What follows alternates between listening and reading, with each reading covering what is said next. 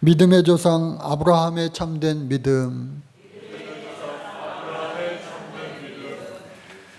누가복음 15장에 보면 세 가지 이야기가 나오게 됩니다. 첫 번째, 잃어버린 어린 양에 대한 이야기입니다. 목자가 있었는데 100마리의 양들을 몰아서 이제 양 우리로 돌아옵니다. 그런데 그 긴 여정을 가는 동안 세어보니까 한 마리가 부족한 거예요. 한 마리 어린 양이 부족하여 그 어린 양을 나머지 99마리를 내버려 두고 찾아가서 공포심에 두려움에 떨고 있는 양을, 그 어린 양을 이 어깨에 메고 돌아오는 목자의 모습을 우리는 기억하게 됩니다. 그래서 한 마리의 어린 양의 소중함을 알 수가 있는 것이죠. 또 어떤 여인이 하루 일당이 열심히 일하면 10만 원이에요. 그런데 열흘을 일해서 100만 원을 모았습니다. 당시에 이 노동에서 버는 하루 품값이 1드라크마입니다. 이 드라크마는 당시에 은전 한 립이에요. 그러니까 오늘날로 따지면 약 10만 원 정도가 될 겁니다. 그런데 100만 원 열흘치를 모았는데 10만 원이 사라진 거예요. 그러면 여러분들 어떠시겠어요? 에이, 90만 원 있으니까 됐지 뭐. 10만 원 없어져도 상관없어. 그것이 아니라 열심히 벌에 일한 돈이기 때문에 막 열심히 찾아서 결국 그 10만 원 잃어버린 돈을 찾았을 때에 기뻐해 많은 사람들과 더불어 잔치도 벌일 수 있다라는 거예요. 또 마지막으로 나오는 이야기는 뭐냐? 어느 부잣집 남자가 아들이 둘 있어요. 그런데 큰아들은 말도 잘 듣고 일도 열심히 하고 아버지에게 큰 도움이 됩니다. 그런데 둘째 아들은, 이 막내 아들은 웬일인지 이게 아버지 말을 잘 듣지 않아요. 품 안의 자식이라고 조금 크니까 아버지 저에게 주실 분깃을, 유산을 미리 좀 주세요. 여러분, 오늘날 이 시대에는 자녀들 키우느냐고 힘드시죠?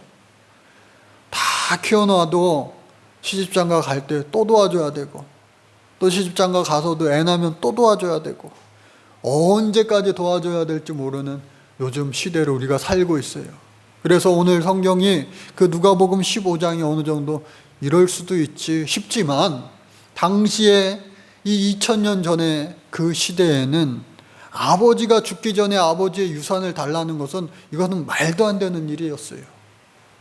아버지가 돌아가신 후에야 비로소 유산을 말할 수 있는 것이지, 아버지 살아생전에 유산을 달라는 것은 불효 중에 불효였어요. 그런데 이 둘째 아들이 아버지에게 유산을 미리 달라는 겁니다. 그런데 이 아버지 자식에게 지고 말았어요. 부모를 이기는 자식은 있어도 자녀 이기는 부모는 별로 없다 그러잖아요. 그래서 그 둘째 아들에게 하는 수 없이 재산의 분깃을 띄워줍니다.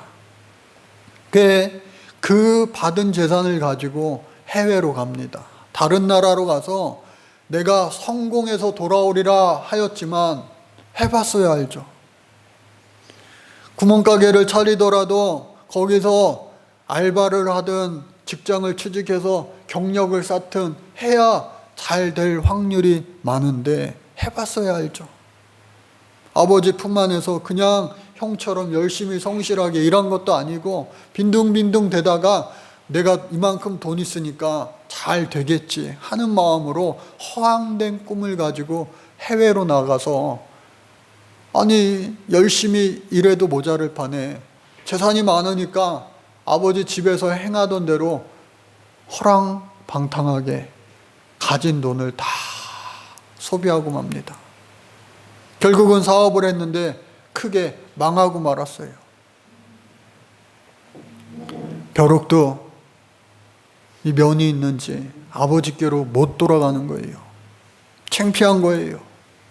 그래서 하는 수 없이 배고프니까 일하게 되는 겁니다. 당시에 돼지 농장에 가서 일을 합니다. 돼지 배설물도 다 치우고 그들에게 밥도 주고, 당시에 이 돼지에게 주는 밥이 쥐엄 열매였습니다. 그런데 그 쥐엄 열매를 배불리 먹는 이 돼지만도 못하게 자신은 배가 고파서 그 쥐엄 열매조차도 돼지에게 줘야 되니까 본인은 배불리 먹지 못하는 거예요. 내가 한때는 부잣집 도련님 소리를 듣고 살았는데 지금 남의 나라에 와서 쫄딱 망해서 거지가 된 거나 다름없구나 후회하게 됩니다. 그리고 내 아버지 계신 그 고향집으로 돌아가야지. 아버지가 나를 품꾼의 한 명으로 여겨주시기는 하겠지 하면서 아버지께 돌아갔어요. 그런데 그 아버지는 항상 그 아들이 나간 이후에 마을 어귀에서 그 아들을 기다리고 계신 거예요. 그날도 어김없이 마을 어귀에서 기다리고 있는데 사랑하는 아들, 그 둘째 아이가 거지꼴로 돌아온 거예요. 그러나 그 사랑하는 아들을 보았을 때에 비단 옷을 입혀주고 가락지를 끼워주고 그 아들의 신분을 회복시켜주며, 그리고 죽었던 내 아들이 돌아왔구나 하면서 살찐 송아지를 잡아 잔치를 베풀었습니다. 그날도 어김없이 이른 아침에 나가서 저녁 늦게 돌아오는 큰 형이 우리 집에서 무슨 잔치를 벌리는 것 같은데 아버지 오늘 아침에도 아무 말씀 없으셨는데, 하인들이 와서 말합니다. 큰 도련님, 작은 도련님이 돌아왔습니다. 그래서 주인님께서 살찐 송아지를 잡아다가 잔치를 베풀었습니다.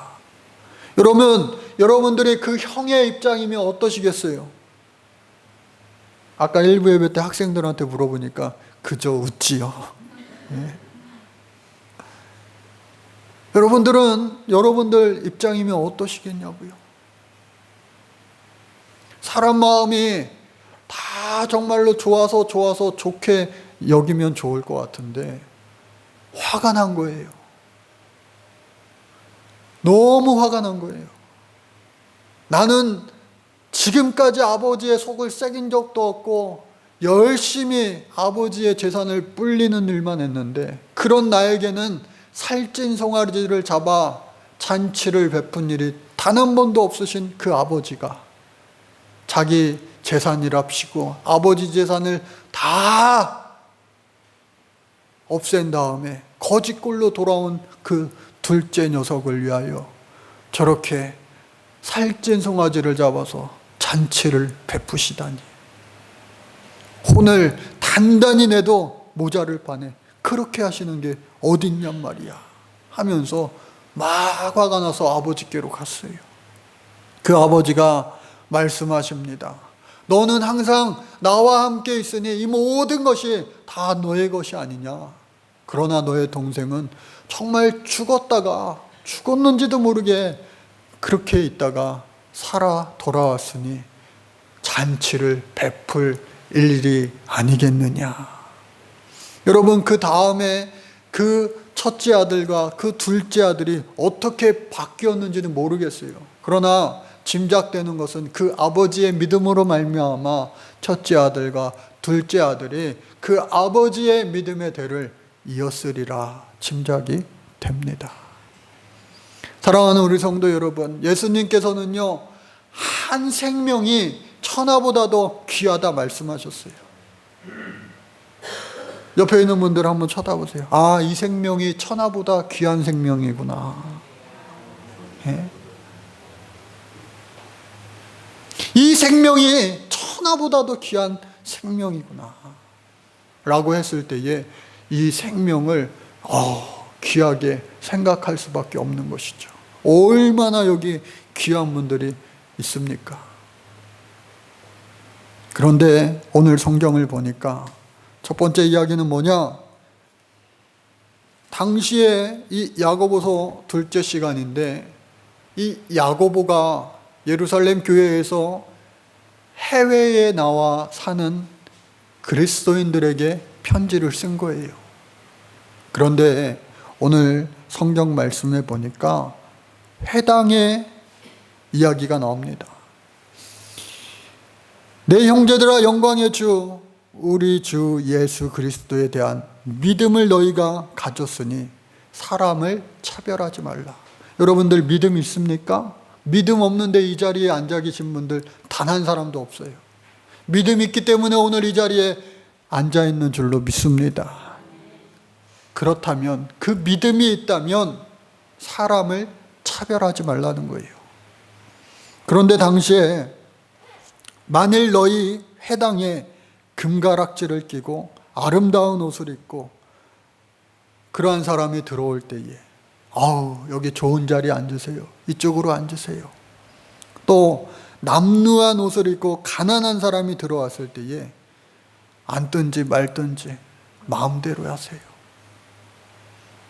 오늘날 고급 외제 승용차를 타고 어디를 가면 다 환영받아요. 그러나 남루한 옷차림에 정말로 고물 자동차를, 오토바이를 타고 가면 잘 대접받지 못합니다. 세상은요, 외모를 중시합니다. 외형을 중시해요.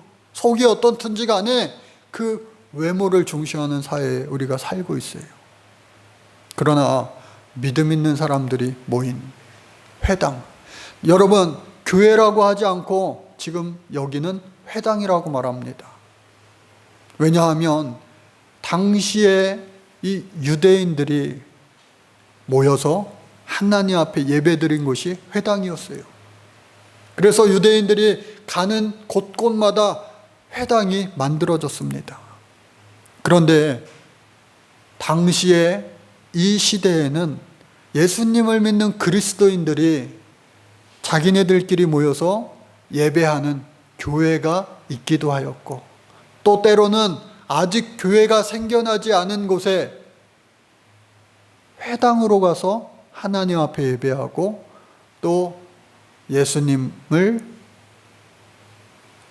믿고 따르는 사람들끼리 따로 모여 교제하기도 했어요. 사도 바울도 전도하러 해외에 다니면서 가장 먼저 찾아간 곳이 어디예요? 회당입니다. 회당에 가서 예수님을 전도하기도 한 거예요. 그래서 그 회당에는 하나님만을 믿고 예수님을 부인하는 자들도 얼마든지 많았어요. 더 많았어요. 그들이 주류였고, 오히려 예수 믿는 사람들은 회당에서는 주변인, 비주류였다라고 하는 겁니다.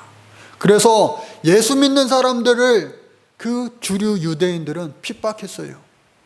가장 많이 핍박했던 사람들이 당시에 이 야고보 12지파에 편지받는 사람들 중에는 사두개인이라고 하는 사람들이 그들을 많이 핍박했습니다. 왜?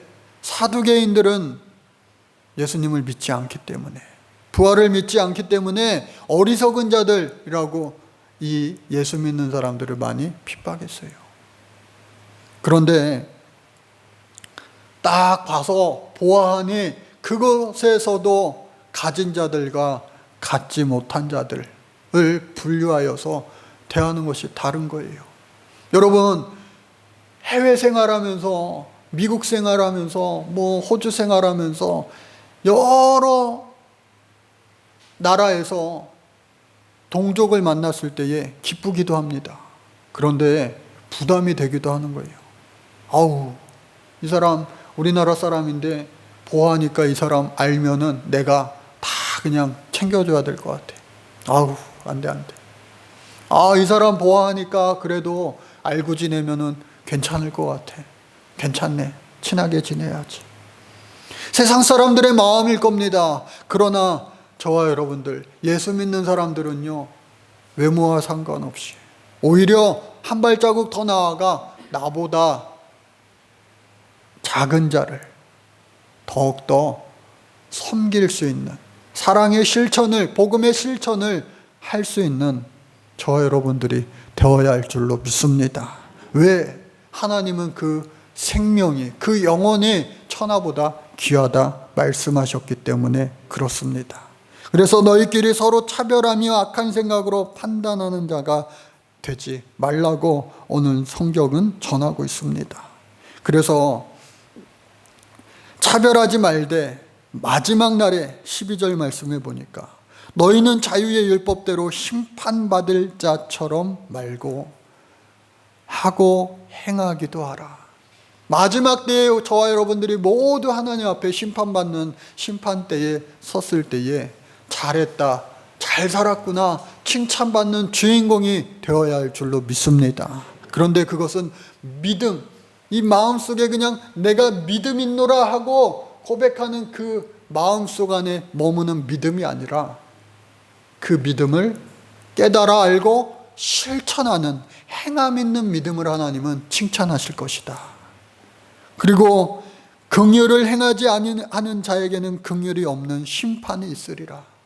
여러분, 팔복에서도요, 긍휼히 여기는 자는 긍휼히 여김받겠네, 그와 같이 말씀하셨습니다.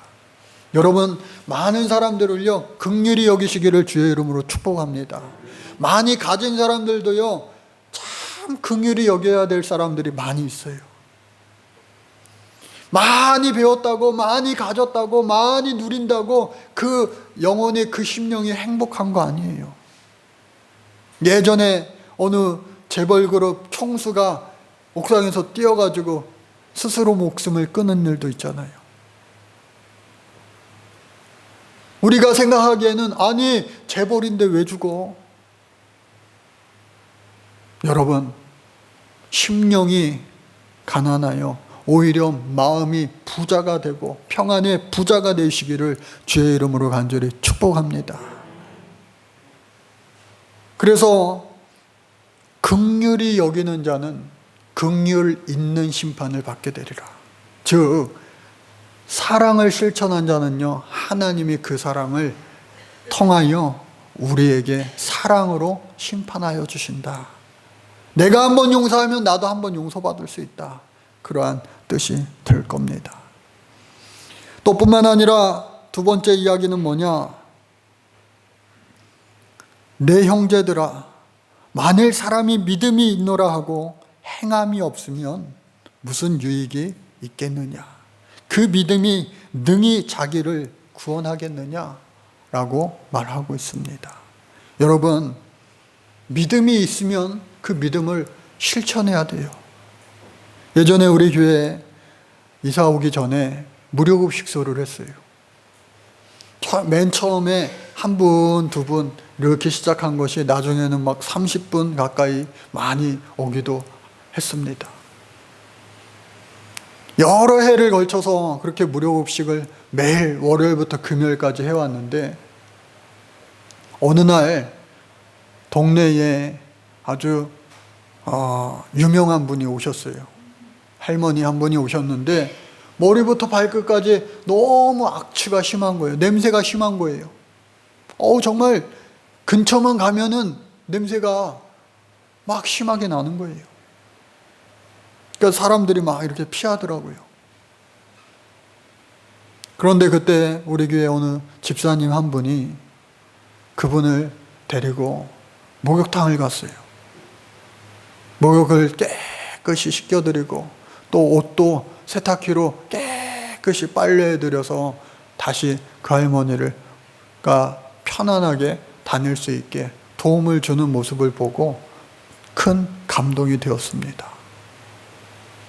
오늘 본문 말씀은 만일 형제가 자매가 헐벗고 일용할 양식이 없는데 말로만 너희 중에 누구든지 그에게 이르되 평안히 가라, 평안히 가라.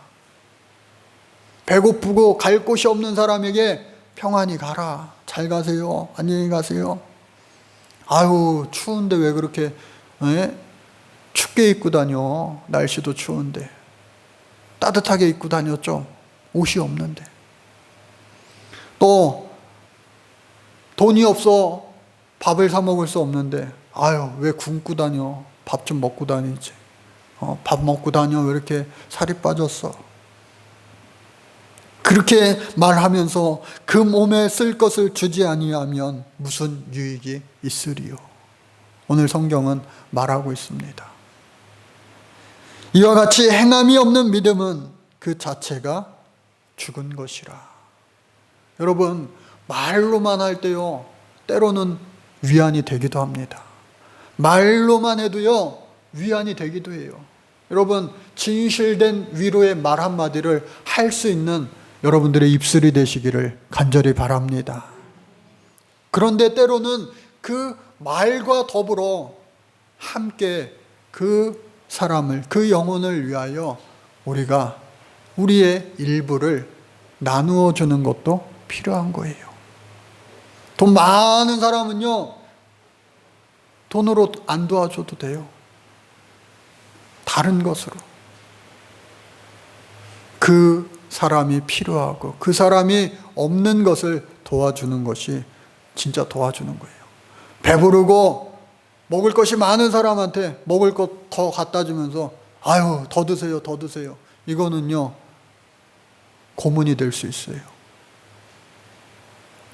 두 번째로, 어떤 사람은 말하기를 너는 믿음이 있고 나는 행함이 있으니 행함이 없는 내 믿음을 내게 보이라. 나는 행함으로 내 믿음을 내게 보이리라. 여러분, 믿음이 중요합니까? 행함이 중요합니까? 나는 사도 바울 팝니다. 나는 야고보 팝니다. 그 문제가 아니에요. 믿음이 있다면 그 믿음이 실천되어질 때에 그것은 행함 있는, 살아있는 믿음이 된다. 오늘 성경은 말하고 있는 거예요. 실천이 중요하다. 아유, 알어. 밥 너무 많이 먹으면 살쪄. 아유, 알어 하면서 계속 들어가요. 운동해야지 건강하지. 알어 하면서 운동을 안 해요. 알면서 실천하지 않는다면 모르는가 다를 것이 없죠. 우리의 믿음도 그와 같다고 하는 거예요. 내가 교회를 위하여 열심히 헌신하고 봉사하는 거 알긴 알아. 근데 이 모양 저 모양 핑계대면서 하지 않고 다음에 우리의 인생에 있어서도 내가 하나님 주신 사명을 알고 미션을 알고 그것을 해야지 하면서도 하지 않는 것은 없는 것과 별반 다를 게 없다. 내가 하나님은 한 분이신지를 믿느냐? 잘하는도다. 귀신들도 믿고 떠느니라. 하나님 살아계심은요, 귀신들도 알고 덜덜 떠는 거예요. 그 살아계신 하나님 앞에 우리가 믿음으로 행하고 충성해야 하나님께서는 그 사람을 통하여 더 큰 역사를 반드시 이루어 주실 줄로 믿습니다. 그래서 많은 성경의 사람들 중에 행한 사람, 한 사람이 있는데 그 사람이 바로 대표적인 사람 아브라함입니다.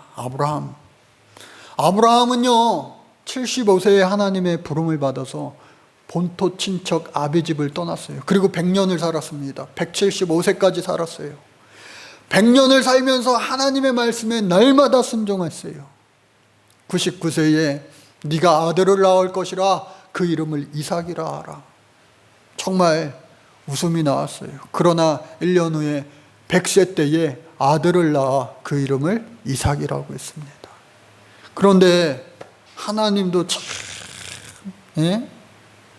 우리의 마음을 아시는지 모르시는지, 우리가 할 수 없는 것들을 때로는 하나님 하라 명하실 때가 있어요. 제가 몇 달 전에 가족들이랑 함께 성내천에 갔어요. 근데 시원이가 쌩쌩이를 가지고 나간 거예요. 쌩쌩이. 불빛 나오는 쌩쌩이. 근데 막 가족끼리 걸어가는데 사모님이랑 이 기쁨이랑 저쪽으로 막 가는 거예요. 근데 쌩쌩이 탄 이 아들 녀석이 이쪽으로 반대쪽으로 가는 거예요. 왜 따로 가지? 하다가 제가 막 빠르게 가더라고요. 그래서 제가 여자들은 일로 가라, 남자들은 일로 가야지 하면서 쌩쌩이 타고 가는 아들을 막 쫓아갔어요. 그런데 뒤도 안 돌아보고 엄청 빨리 막 가는 거예요.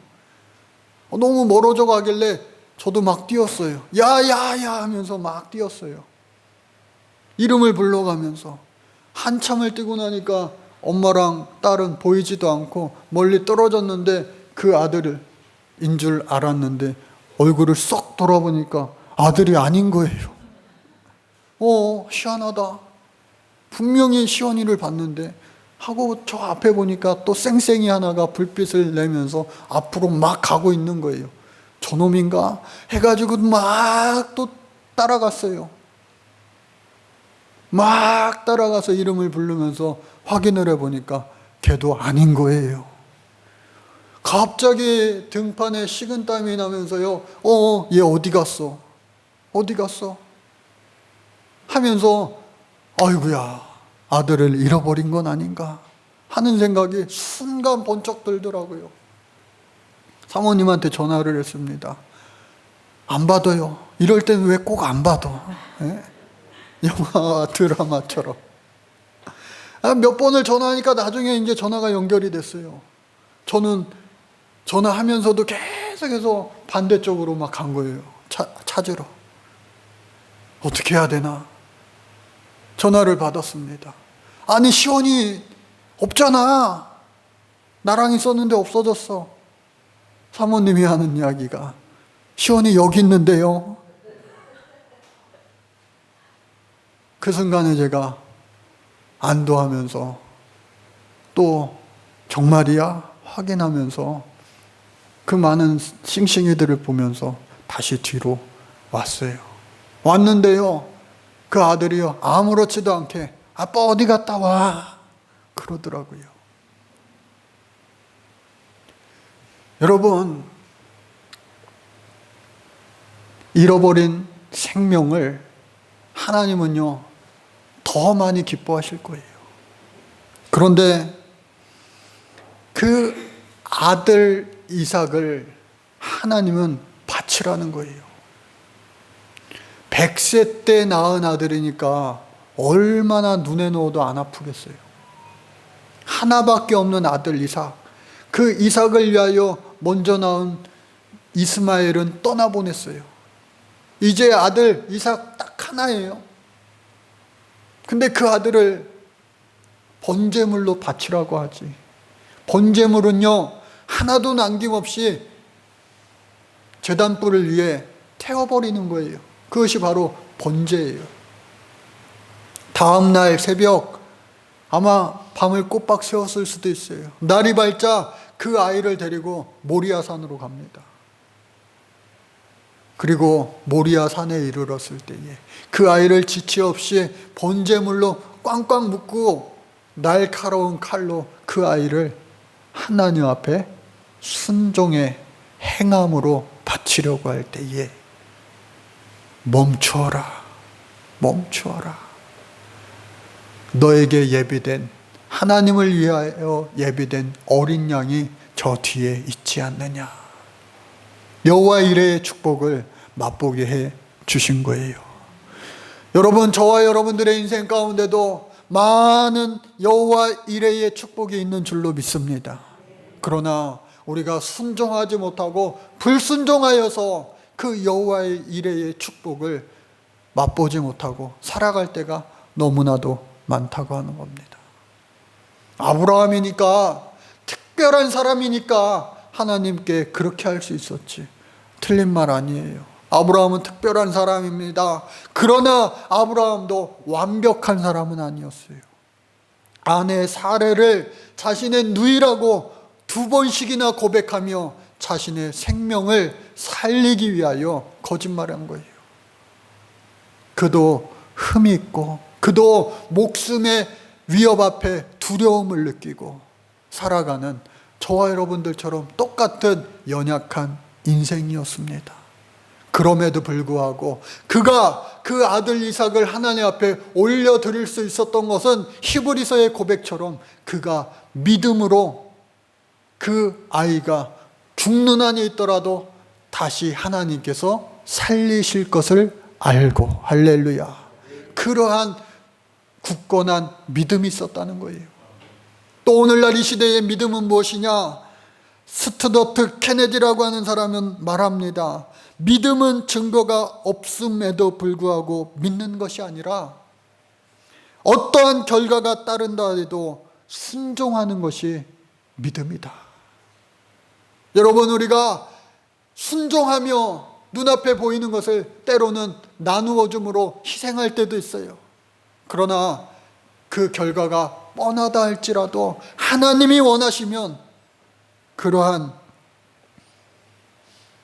손해의, 희생의 결과에도 상관없이 순종하는 것이 우리의 진짜 믿음이라고 하는 거예요. 평택의 박예병원 김병근 원장이라고 하는 분이 있어요. 예수 잘 믿는 크리스찬입니다. 그런데 저 경상도 시골 마을에 태어나가지고 정말로 나이는 그렇게 안 들어 보이는데 보릿고개를 지낸 거예요. 그런데 정말로 본인 말로도 깡촌 중에 깡촌이래요. 먹을 것이 진짜 없어서 보릿고개를 그야말로 보릿고개로 넘겨야 되는데 단백질이 부족하니까 고기를 먹어야 되니까 들판에 들쥐를 잡아먹었대요. 여기 들쥐 잡아 드신 분 계세요? 네? 그분은 들쥐도 잡아먹었다고 그러더라고요. 그런데 그 들쥐도 잡아먹고 하면서 학창시절을 보내고 또 열심히 공부해서 의대에 들어간 거예요.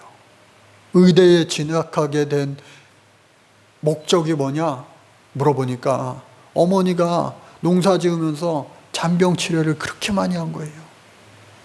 아프면서도 가족을 먹여 살리기 위하여 열심히 일한 거예요. 그래서 우리 어머니 돈 없어서 또 멀어서 병원도 가지 못하고 일평생 아팠던 우리 어머니를 내 손으로 고쳐드려야 되겠다 해서 의대에 진학하고 나중에 의사가 되었습니다.